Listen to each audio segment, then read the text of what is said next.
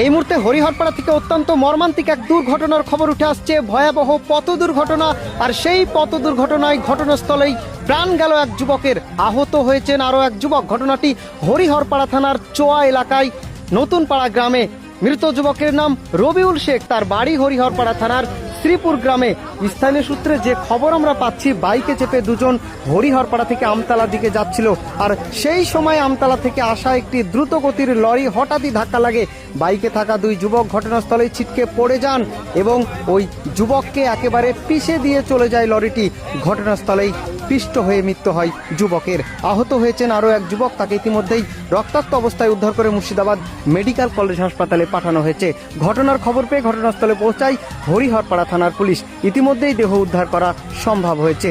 মর্মান্তিক এই পথ দুর্ঘটনায় যুবকের মৃত্যুতে এলাকা জুড়ে নেমে এসেছে ব্যাপক শোকের ছায়া। কি ঘটলো? ঘটনাটা হচ্ছে আপনার চুয়া থেকে একটা ভ্যান নতুন পাড়া যাচ্ছিল, ঠিক আছে। ওই ভ্যানটার ডান সাইড দিয়ে মানে হরিয়াপাড়া টু আমতলা সোজা একটা লরি যাচ্ছিল, ভ্যানটা ডান সাইড দিয়ে লরিটা ক্রসিং করতে যায়। এরা আবার লরির ডান সাইড দিয়ে ক্রসিং করতে যায়। আমতলা রাজ্য সড়ক থেকে হরিয়াপাড়া রাজ্য সড়কে একটা লরি আসছিল, দিয়ে ধাক্কা লেগে লরির চাকা পিস্টন হয়ে মারা গেছে একটা ছেলে, তার নাম রবিউল।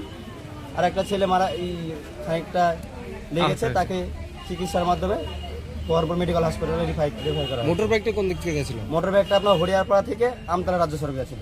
আর লরিটা?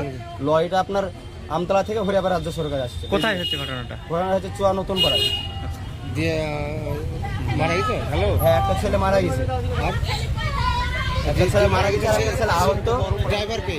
ড্রাইভার যে ছেলেটা মারা গেছিল সেই ছেলেটা ড্রাইভার ছিল, সেই চালাচ্ছিল।